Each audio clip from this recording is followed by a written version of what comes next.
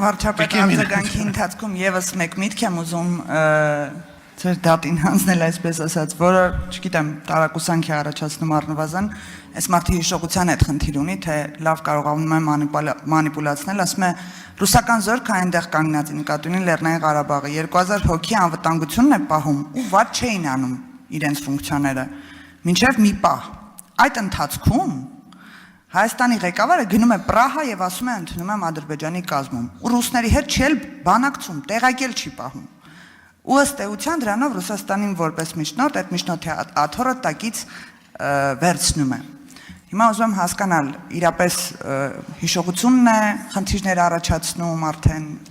թե զուտ վարժ ստել գիտի։ Գիտեք, ես այդ իրադրության մասին էլ այս ամբիոնից գոնե մի քանի անգամ խոսել եմ։ Ես խոսել եմ այն մասին, որ դրան նախորդող շրջանում ես տեսնելով զարգացումները մեր գործընկերներին Հավաքական անվտանգության պայմանագրի կազմակերպության ասել եմ, որ ես տեսնում եմ Հայաստանի ինքնիշխան տարածքի վրա հարձակման ռիսկ։ Հավաքական անվտանգության պայմանագրի կազմակերպության մեր գործընկերները ասել են, որ իրենք դա հնարավոր չեն համարում, բայց առավել եւս Հայաստանի սահմանները իրենց համար կարմիր գիծ են։ Երբ որ տեղի է ունեցել 2022 թվականի սեպտեմբերյան պատերազմը, երբ որ Հայաստանի տարածք ներխուժում է տեղի ունեցել, ընդ որում դա առաջինը չի եղել։ Եկեք վերադառնանք, դրանից առաջ եղել է 2021 թվականի նոյեմբերի իրադարձությունները, դրանից առաջ եղել է 2021 թվականի մայիսի իրադարձությունները։ Ես այդ երկխոսությունը, ես ձեզ ուղիղ եմ ասում, համարել եմ Հայաստանի Հանրապետության համար անհարգալից եւ ես այո որոշում եմ կայացրել, որ Հայաստանի կառավարությունը պետքա ճանաչի Հայաստանի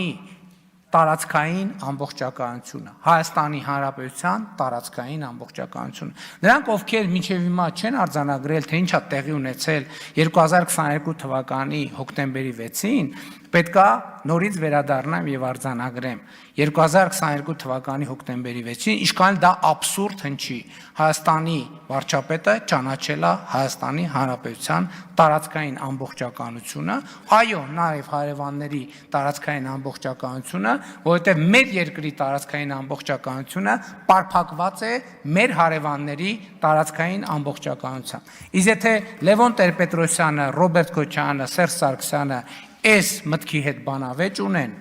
ուղիղ եթերում հրավիրում եմ, շարունակում եմ նրանց հրավիրել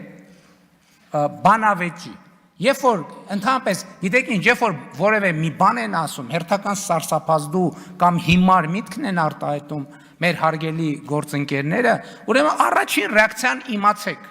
Եկեք ձեր խելոք, հիմար, իմաստուն, ոչ այդքան մտքերը հավաքեք, եկեք կանգնենք։ Ընդ որում տեսեք, չէ, ազնիվ բան եմ, չառաջարկում, մեկը ընդդեմ 3-ի։ Ընեն չի, չէ, որ ասում եմ մենք գանք 6 հոգով ձեր դեմը, ասում եմ եկեք մեկը ընդդեմ 3-ի։ Հա, էլ չեմ ասում են մարդու համար, որը տենց բան է, դուք, հա, մեկը ընդդեմ 3-ի, եկեք բանավեճի, դուք ինչի չեք գալիս։ Ես ասեցի, նախկինում ասել եմ, էլի չկրկնեմ։ Չմոռանաք հավանել տեսանյութը և բաժանորդագրվել Civic AM-ի YouTube-յան էջին։